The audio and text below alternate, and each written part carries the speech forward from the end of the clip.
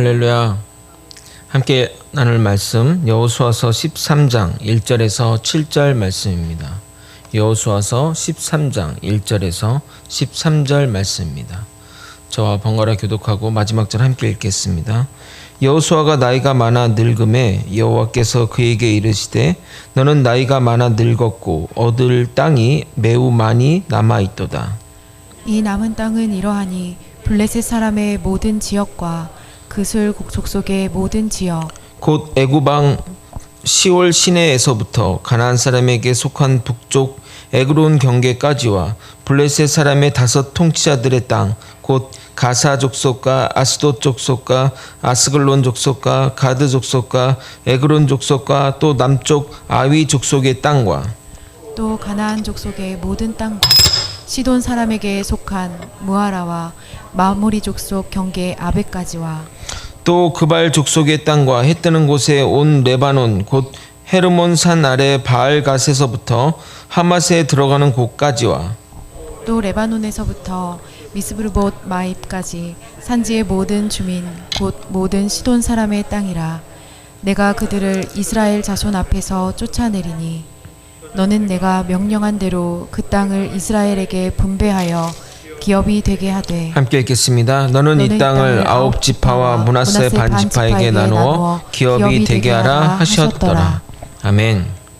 여호수아서는 총 24장으로 구성이 되어 있는데 12장까지는 정복 전쟁을 다루고 그리고 나머지 12장은 배분에 대한 이야기를 다루고 있습니다. 정확하게 절반씩 다룬다는 것은 정복 전쟁만큼이나 배분이 중요하다는 겁니다. 사실 생각해보면 배분이 더 중요하다 할 수 있습니다. 정복 전쟁 가운데는 여론이 하나로 통일하고 그리고 다른 사소한 의견들은 묵살되기 마련이라 분란과 분쟁이 끼어들 틈이 없습니다. 그러나 분배는 다른 이야기입니다. 사람들은 자신이 노력한 결과에 대한 보상 심리가 있습니다. 내가 더 많이 수고하면 더 많은 보상을 받아야 된다는 그 심리 말입니다. 아마도 없는 사람은 없을 것입니다. 전쟁 승리에 많은 기여를 했다면 당연히 더 많은 보상을 바랄 것이고 전쟁 승리에 도움이 안 되었다면 적은 보상에 만족해야 할 것입니다. 그러나 기여의 기준이 각각 다르고 객관적인 기준에 대한 평가가 제대로 될 수는 없는 것입니다. 결국 어떻게 보상하더라도 불만은 나오기 마련입니다. 보통 대통령 선거가 끝나게 되면 대통령 선거에 도움을 주었던 사람들에게 대한 보상이 주어져야 합니다. 그래서 자연스럽게 공공기관에 낙하산 인사가 자연스럽게 나오는 겁니다. 적절한 보상이 이루어지면 큰 문제가 없지만 주요 인사를 홀대하거나 또는 사소하게 여기면 나중에 이런 문제들이 불거져 나옵니다. 마태복음 20장에 보게 되면 장터에서 포도원 품꾼을 부르는 주인의 이야기가 나옵니다. 그 당시 장터는 지금으로 따지면 인력 소개소의 역할도 했나 봅니다. 주인이 장터에 나가 아침 7시부터 3시간 단위로 나가 일꾼을 불렀고 그리고 마지막에는 끝나기 1시간 전에 사람을 불러 일을 시켰습니다.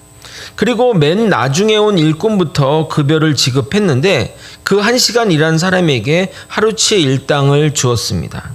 당연히 아침부터 일했던 사람은 더 많은 급여를 기대했을 것입니다. 그런데 동일한 급여를 받자 이렇게 말하는 겁니다. 마태복음 20장 9절에서 12절을 읽어드리도록 하겠습니다. 제11세에 온 자들이 와서 한 데나리온씩 받거늘 먼저 온 자들이 와서 더 받을 줄 알았더니 그들도 한 데나리온씩 받은지라. 받은 후 집주인을 원망하여 이르되 나중온 이 사람들은 1시간밖에 일하지 아니하였거늘 그들을 온 종일 수고하며 더위를 견딘 우리와 같게 하였나이까. 그러니까 먼저 온 일꾼들의 이 반응은 당연한 반응입니다. 예수님이 다른 것을 설명하기 위해 이 비유를 사용했지만 객관적으로 보면 포도원 주인의 행동이 잘했다고 할 수는 없는 겁니다. 내가 더 많이 수고했는데, 내가 더 많은 노력을 했는데 별로 노력하지 않고 수고하지 않은 사람과 동일한 대우를 받는다면, 또는 그 사람이 더 많은 대우를 받는다면 누가 그런 사람에게 박수치며 축하한다고 말할 수 있겠습니까? 모름지기 지도자는 이러한 배분에 굉장히 많은 신경을 써야 하는 겁니다. 안 그러면 전쟁은 협력하여 잘 맞춰졌으나 공동체가 깨지는 경우가 생기게 되기 마련입니다. 그런 의미에서 여호수아에서 배분에 대해 이렇게 길게 다루는 것이 의미가 있는 겁니다. 물론 본문에 지역 이름만 쭉 나열되어 있어서 좀 지루하게 여겨질 수 있지만 여호수아는 철저하게 원칙을 가지고 배분하는 것들을 볼 수 있습니다. 또한 배분에 임하는 자들의 모습 가운데서도 우리에게 주는 영적인 깨달음이 있습니다. 오늘 본문은 배분에 대한 서론 부분으로서 하나님이 여호수아에게 그 배분의 원칙과 내용들을 말씀하시는 내용입니다. 이 분배의 과정에서 가장 큰 특징 중 하나는 뭐냐면 여호수아의 리더십에서 각 지파의 리더에게 리더십이 이동하는 것입니다. 이전에는 여호와를 중심으로 이스라엘 전체가 하나로 뭉쳐서 움직였다면 이제는 각 지파별로 움직이면서 이 무게의 중심추가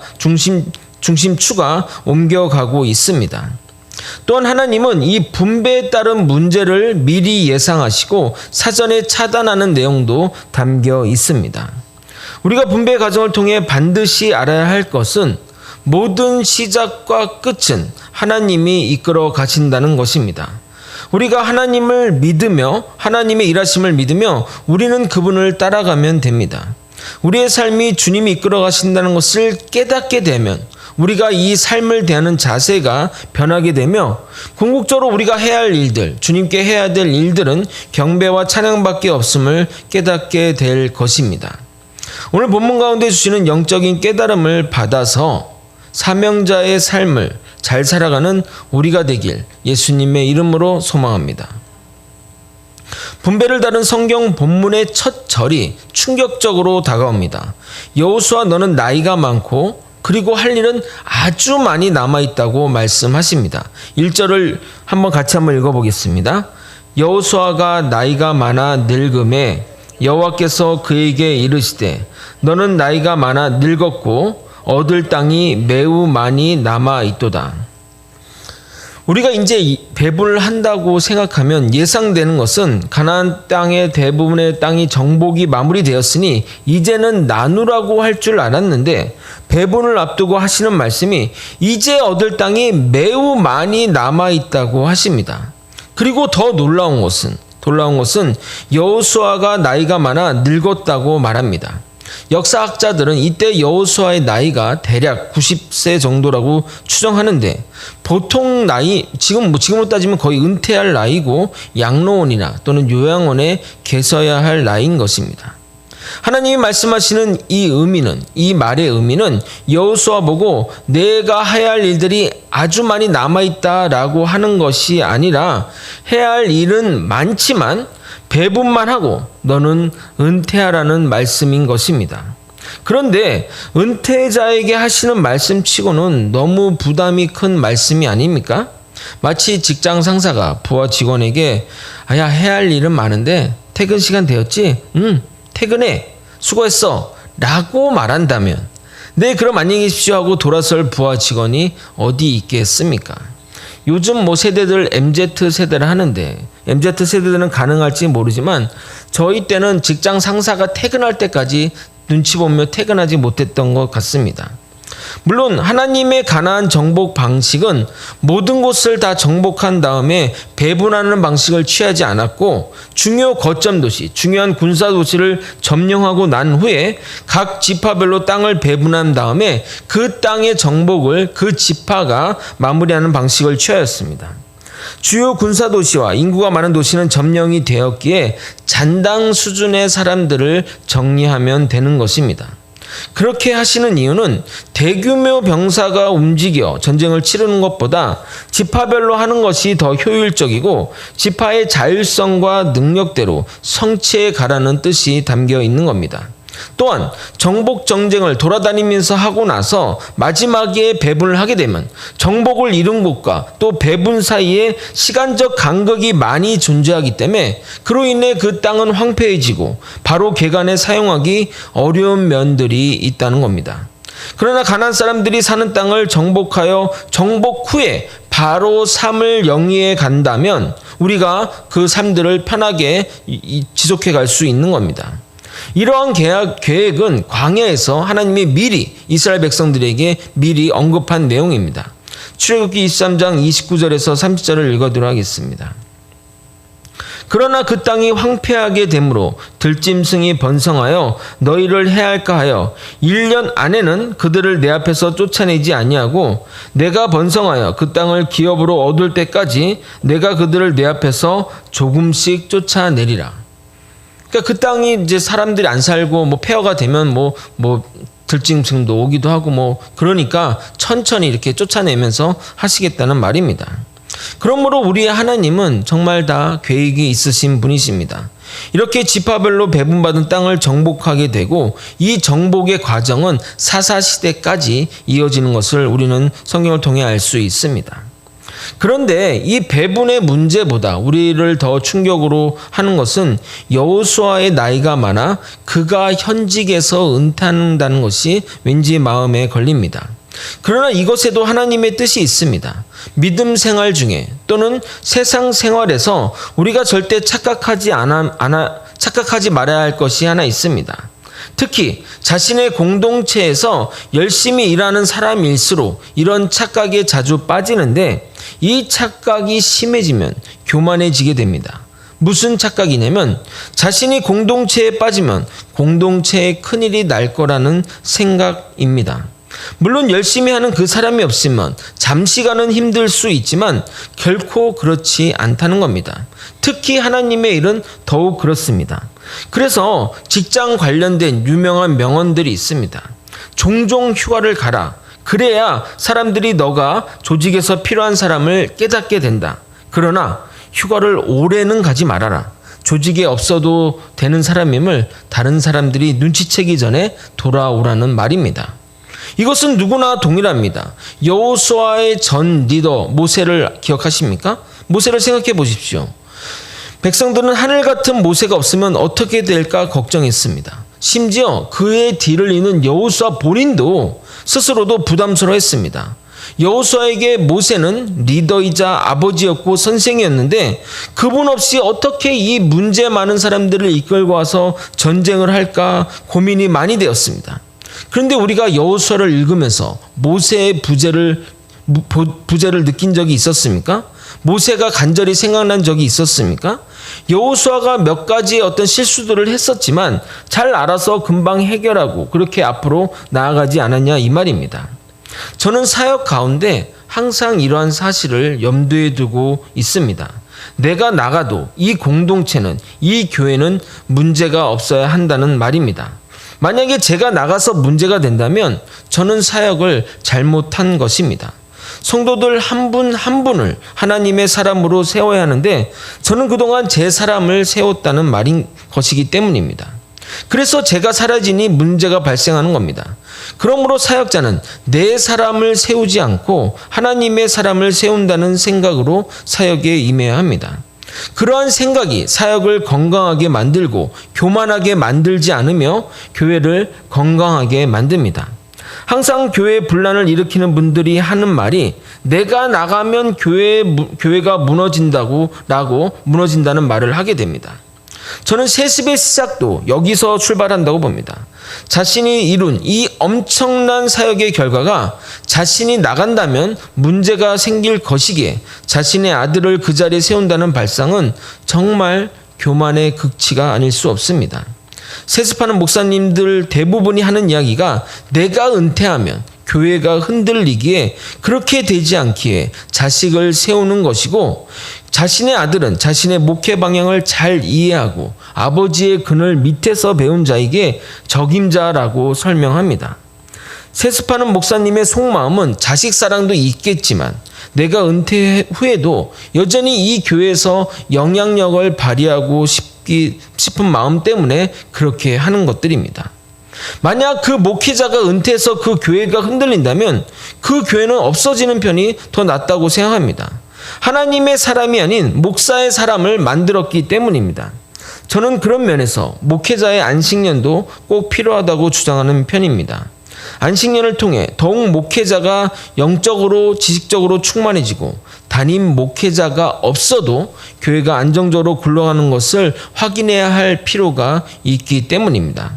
그러한 사실을 통해 담임 목회자도 긴장하며 사역하고 내가 없어도 잘 굴러가네 하며 긴장하며 사역하고 성도들도 스스로 믿음으로 바로 서는 훈련의 시간이 되는 겁니다.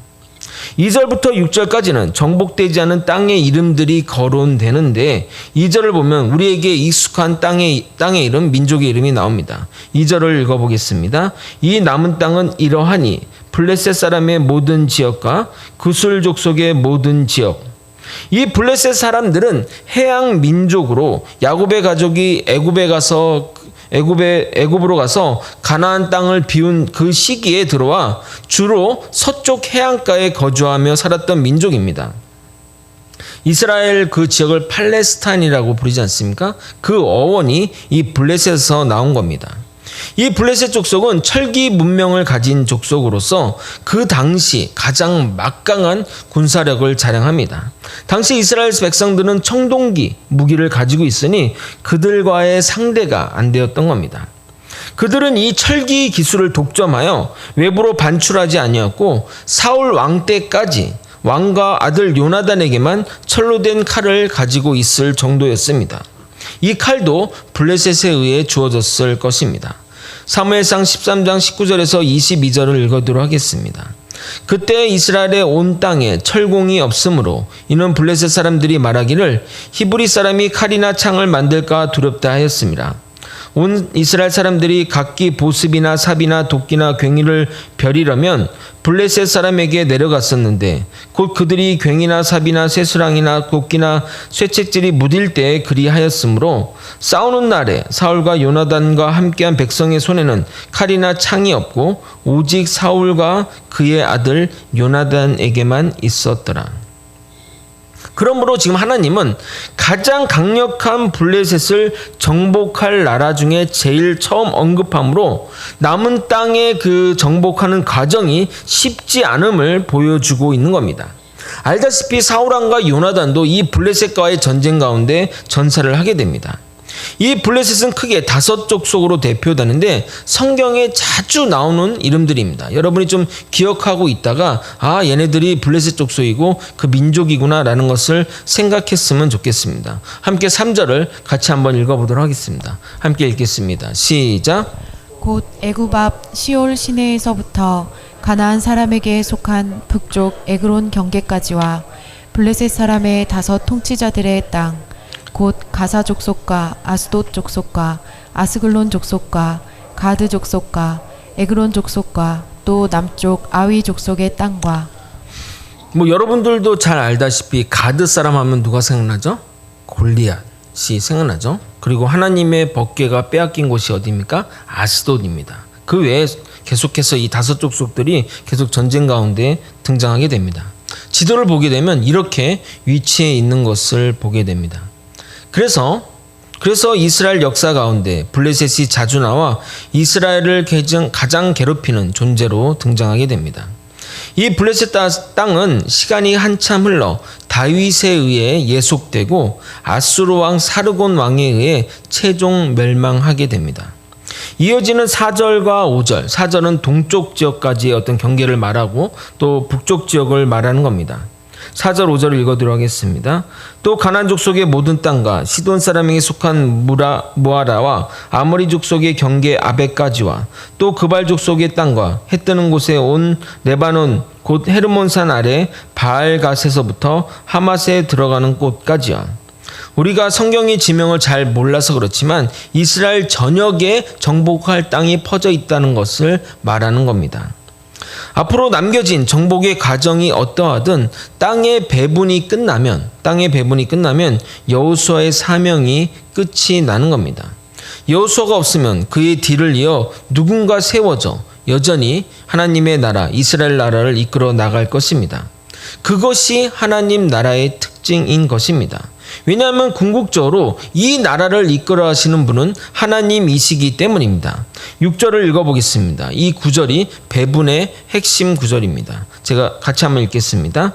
또 레바논에서부터 미스르본 마임까지 산지의 모든 주민 곧 모든 시돈 사람의 땅이라. 내가 그들을 이스라엘 자손 앞에서 쫓아내리니 너는 내가 명령한 대로 그 땅을 이스라엘에게 분배하여 기업이 되게 하되. 여기서 우리가 집중해서 보아야 할 그 문장은 내가 그들을 이스라엘 자손 앞에서 쫓아내리니입니다. 우리는 전쟁의 과정만 하나님이 이끄신다고 생각했는데 아닙니다. 하나님은 이 분배의 과정 그리고 정복의 마무리까지 하나님이 직접 담당하시겠다고, 그래서 내가 그들을 이스라엘 자손에게서 앞에서 쫓아내겠다고 선포하는 겁니다. 하나님이 이때까지 이렇게 해 오셨고 앞으로도 일하시겠다고 말씀하시는 겁니다. 그러면서 하나님은 여호수아 너에게 하는 말씀이 뭐냐면 너의 사명은 지금까지의 전쟁과 이 땅의 배분까지라고 말씀하시는 겁니다. 어쩌면 하나님이 여호수아에게 이런 말씀을 하시는 이유는 너의 사명이 여기까지라는 말과 함께 그동안 수고했어, 이제는 내가 알아서 할게 라고 하며 여호수아의 어깨에 놓인 이 짐을 덜어주려는 하나님의 배려와 사랑이 아닌가 생각하게 됩니다. 우리 모두는 각자의 사명을 가지고 태어났습니다. 그래서 그 사명, 이 땅에서 감당하다가 주님께 돌아가는 것이 우리의 운명입니다. 저는 하나님이 이곳 거제 소망교회에 불렀다고 확신합니다. 그래서 여기서 제게 주어진 이들을 최선을 다하고 열심히 사역하다 정해진 때가 되면 사라지면 되는 겁니다. 누구나 그렇게 살아야 하는 겁니다. 그것이 사명자의 삶인 것입니다. 누구도 하나님의 교회에서 주인이 되어서는 안 됩니다. 오직 주의 영광과 이름만이 높아져야만 합니다. 그래서 모세가 죽었어도 여호수아가 나이가 많아 은퇴하여도 우리는 슬퍼하거나 걱정할 필요가 없는 겁니다. 왜냐하면 하나님이 궁극적으로 이끌어 가실 것이기 때문에, 하나님이 일하시기 때문입니다. 하나님의 뜻에 따라 배분된 땅을 우리는 기업이 되게 해야 합니다. 기업이라고 하니까 우리가 회사나 뭐 이런 것들을 생각하지 않습니까? 그러나 이 기업으로 번역된 히브리어 나할라는 유산 또는 소유라는 의미입니다. 표준 세번역은 이것을 유산으로 번역했습니다. 그러니까 그들이 배분받은 땅은 자신들이 쓰고 끝나고 버리는 것이 아니라 후손들에게 물려주는 유산으로 남기라는 말을 하고 있는 겁니다. 그것이 기업이 되게 하라는 말인 것입니다. 우리 거제 소망교회는 우리만 사용하는 곳이 아니라 대대로 자자손손 그 후손들에게 유산을 남겨야 합니다. 유산이 있지만 물려줄 자손이 없다면 그것은 유산이 될 수 없습니다. 우리 교회 사역의 방향성을 다음 세대로 잡은 이유가 여기에 있는 겁니다. 좋은 믿음의 전통의 모습을 우리 다음 세대에 물려줘야 하는데, 다음 세대가 세워지지 않는다면 모든 것이 헛것에 불과한 것입니다. 부디 다음 세대를 세워나가는 것이 단순한 저 한 사람의 주장이나 몇몇 사람의 의견으로 치부하지 말고 하나님의 말씀처럼 기업이 되게 하라 하셨으니 다음 세대를 세워서 유산으로 남겨져야 하는 것입니다. 말씀을 정리하겠습니다. 가나안 정복 과정에서 하나님이 모든 것을 다 하셨습니다. 하나님 앞에 누구도 공을 내세워서도 내세울 수도 없습니다. 하나님이 다 하셨기 때문입니다. 그런데 배분의 상황과 마지막 정리의 과정까지 하나님은 그것까지도 하시겠다고 우리에게 약속하십니다. 하나님은 처음과 나중이고 알파와 오메가이신 분이십니다. 우리가 사는 이 세상도 하나님이 이끌어 가시고 주관해 가실 것입니다. 그 역사의 굴레 가운데 우리 모두는 정말 한때의 시간을 사는 겁니다. 정말 한 줌의 시간, 한 찰나의 시간을 사는 겁니다. 우리는 이 땅의 시간 가운데 우리에게 주어진 이 짧은 시간 동안 자신의 사명대로 사명에 맞게 살아야 하는 겁니다. 그 사명과 그 때를 잘 알아야 잘 사는 것이라 할 수 있습니다. 그래서 나서야 할 때는 나서고 물러서야 할 때는 물러나야 하는 것입니다. 여호수아도 모세도 하나님의 일에 사용된 도구입니다. 그 사실을 잊어서는 안 됩니다.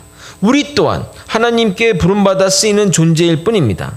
사람들이 아름다운 이런 조각상을 보게 되면 그 조각가의 손을 칭찬하지, 조각가가 든 칼이나 망치를 보며 그 도구를 칭찬할 일은 결코 없습니다. 우리 모두는 주님의 도구일 뿐입니다. 아무리 좋은 도구라 할지라도 도구는 도구일 뿐입니다. 그런데 여러분, 어떤 손에 들리냐, 어떤 손에 붙들리냐가 정말 중요한 것입니다. 레오나르도 다빈치 손에 붙들리면 세계적인 명작을 쓰이는 것에 쓰이는 거고, 도둑의 손에 들리면 도둑질하는 도구가 될 뿐입니다. 이 사실을 결코 잊지 말고 천지를 지으신 하나님 손에 붙들려 살아가는 저와 여러분이 되시길 예수님의 이름으로 소망합니다.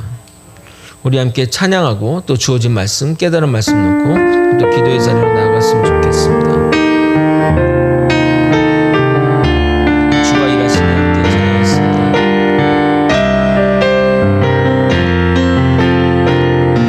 날이 저물어 갈 때, 날이 저물어 갈 때, 빈들에서 걸을 때, 그때가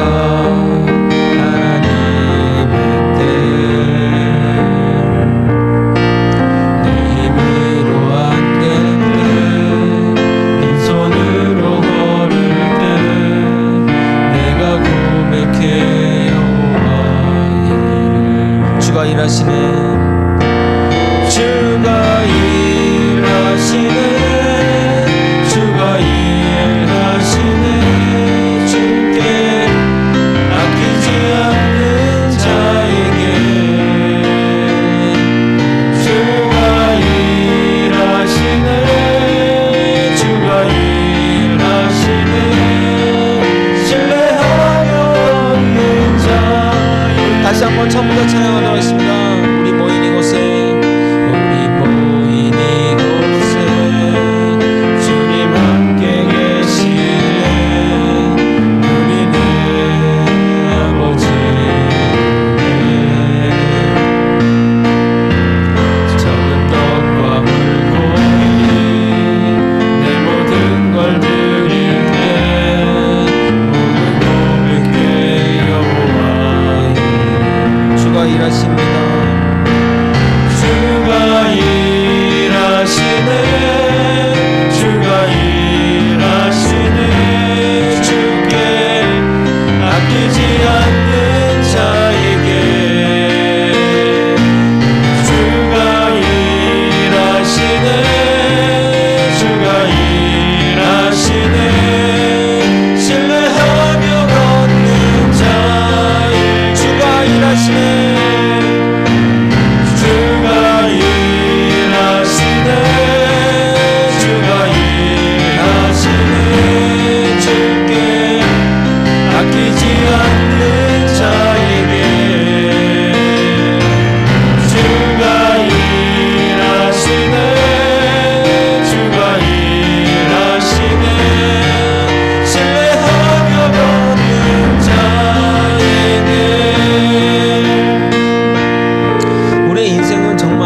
지나고 나면 정말 찰나의 순간을 사는 겁니다. 우리가 어떤 인생의 결정과 순간 가운데 내가 어떻게 하면 하나님의 영광을 위해 살 것인가 고민하며 살아가는 것이 정말 값진 삶이 아닌가 매일매일 요즘 느끼고 깨닫게 됩니다.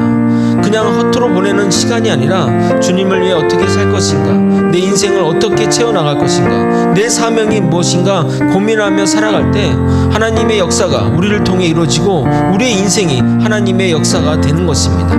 이 사실을 믿으며 정말 우리에게 주어진 사명의 길, 우리에게 주어진 이 생명의 길을 아버지 주님의 사명으로 채워가는 저와 여러분이 되기를 소망합니다. 우리 다 함께 이런 마음을 담아 주님의 이름 한번 부르고 다 함께 통성으로 기도하시겠습니다. 주여, 하나님 아버지, 이 땅의 삶을 살아가는 가운데 주님의 은혜 안에 살아가는 자 되게 도와주시옵소서. 아버지, 나에게 주어진 사명이 있습니다.